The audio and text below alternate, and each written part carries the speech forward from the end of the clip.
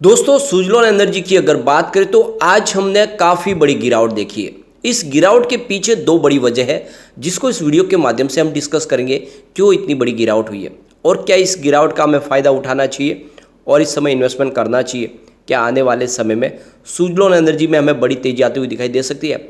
वैसे अगर आप देखें तो सुजलॉन एनर्जी ने अपना विज़न क्लियर कर दिया है। आने वाले समय में कंपनी अपने डेट को कम करने वाली है और बिजनेस को तेज़ी से आगे बढ़ाएगी। वैसे ऑर्डर बुक की तो कोई कमी नहीं है, बड़े बड़े इनको ऑर्डर मिल रहे हैं। पिछले दिनों हमने देखा है कि आदित्य बिरला ग्रुप की तरफ से बड़ा ऑर्डर मिला, उसके बाद में यहाँ पे अदानी ग्रुप ने भी इनको एक बहुत बड़ा ऑर्डर दिया और इंडिया के विंड टर्बाइन के निर्माण में ये कंपनी नंबर 1 है।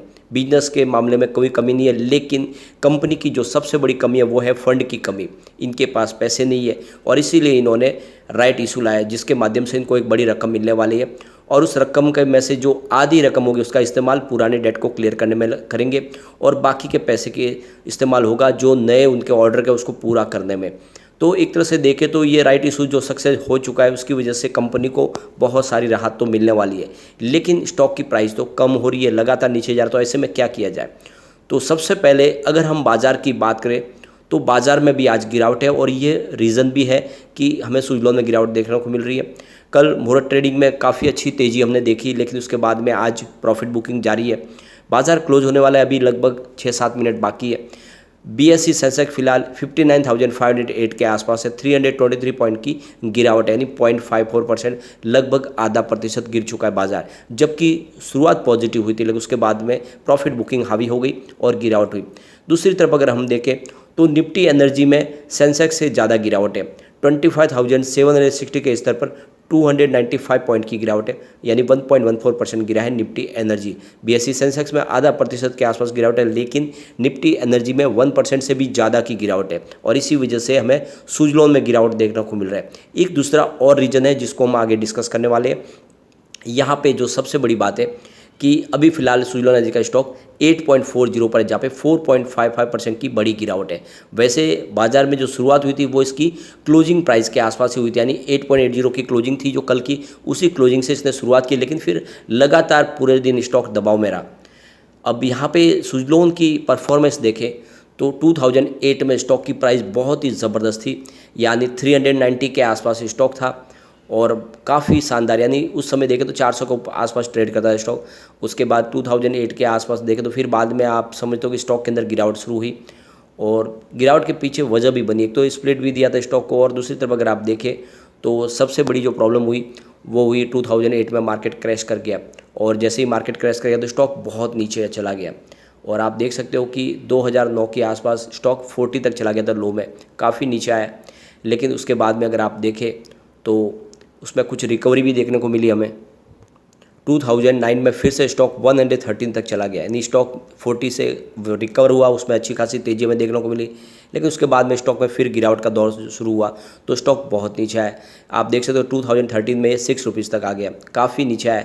लेकिन उसके बाद में फिर से उसमें थोड़ी सी पॉजिटिव संभावना बनी तो ये 2014 में वापस 30 के आसपास चला गया, यानी 6 रुपये से स्टॉक 30 तक चला गया।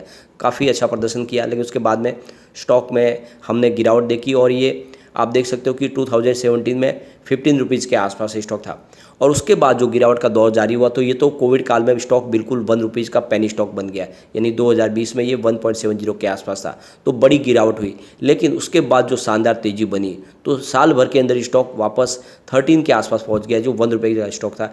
बहुत ही ज़बरदस्त रिटर्न दिया, एक तरह से ये गोल्डन पीरियड साबित हुआ सुजलॉन के लिए। लेकिन आप देख सकते हो उसके बाद में वापस गिरावट भी शुरू हुई, अब स्टॉक काफ़ी नीचे है। इस लेवल पे एंट्री की जा सकती है, कंपनी पहले से काफ़ी ज़्यादा मजबूत भी हो चुकी है।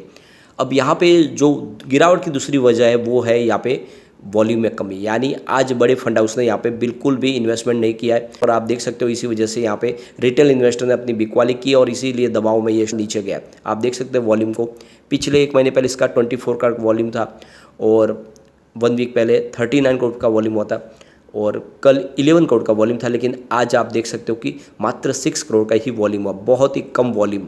और इसका मतलब है कि किसी बड़े फंड हाउस ने न यहाँ पे खरीदारी की है न बिकवाली की है और ये जो आज ट्रेडिंग हुई है इसमें रिटेल इन्वेस्टर का ही पूरा योगदान है और इस वजह से कुछ बिकवाली की वजह से दबाव बना और स्टॉक नीचे आया।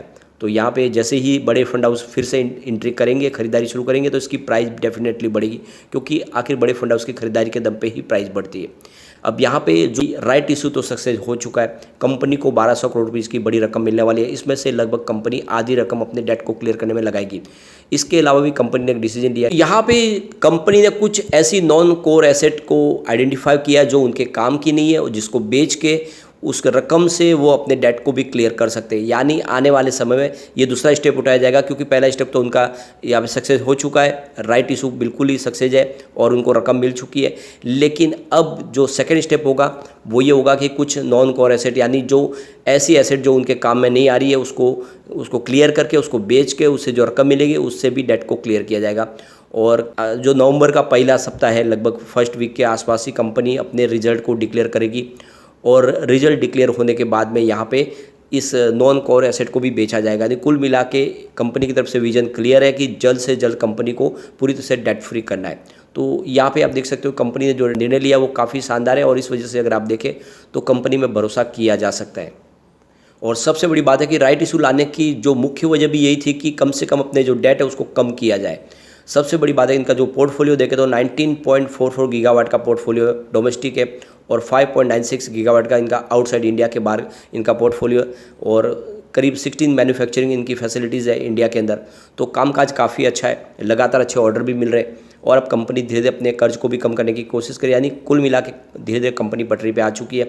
सरकार की तरफ से भी सहयोग मिल रहा है। पिछले दिनों सरकार की दो पावर सेक्टर की फाइनेंस कंपनियों ने इनके बैंकों के कर्ज को अपने ऊपर ले लिया और एक तरह से देखें तो उन बैंकों के कर्ज से टेंशन से मुक्त किया ताकि आने वाले समय में NCLT की कार्रवाई से कंपनी बच सके। तो कुल मिला के एक तरह से अभी ये अच्छा पीरियड शुरू होने वाला है, क्योंकि एक जो बड़ी रिपोर्ट निकल के आ रही है, कह रही है कि इंडिया के अंदर आने वाले समय में जो विंड एनर्जी सेक्टर है उसमें मैन्युफैक्चरिंग और एक्सपोर्ट के बिजनेस में एक बहुत बड़ी इन्वेस्टमेंट भी आएगी और एक बहुत बड़ा एक कारोबार बढ़ने वाला है। यानी आप देखें तो ये जो रिपोर्ट कह रही है कि $multi ट्रिलियन का इकोनॉमी बन सकता है मैन्युफैक्चरिंग विंड एनर्जी सेक्टर। यानी आने वाले समय में विश्व चाहता है कि विंड एनर्जी के माध्यम से ऊर्जा का इस्तेमाल हो और इंडिया के पास वो पोटेंशियल है कि वो इस जो भी ऊर्जा की खपत है और जो इसकी डिमांड है विश्व की उसको पूरा कर सके।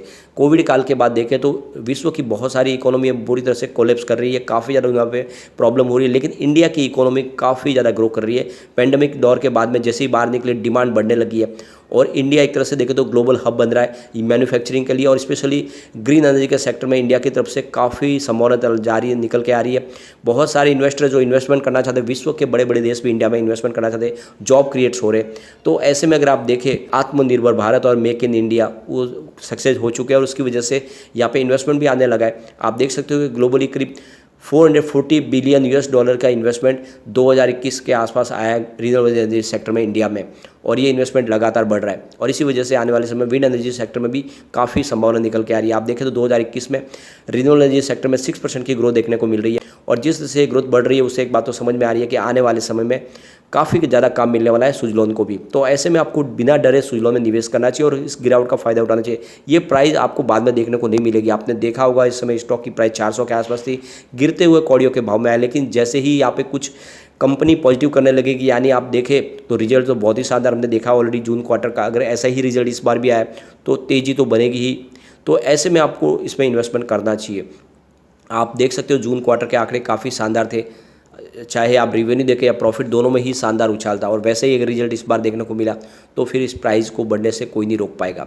और नज़रिया अगर आपका लॉन्ग टर्म का है तो इन्वेस्टमेंट बिल्कुल करें, यह स्टॉक आपको मालामाल कर सकता है। लेकिन फ्रेंड कोई भी इन्वेस्टमेंट करने से पहले अपने फाइनेंशियल एडवाइजर से गाइड ले ले या अपना खुद का रिसर्च करें, क्योंकि मैंने वीडियो आपके एजुकेशनल पर्पज़ के लिए ही बनाया। वीडियो पसंद आए तो लाइक से जरूर कीजिए और चैनल को सब्सक्राइब कर दीजिए। थैंक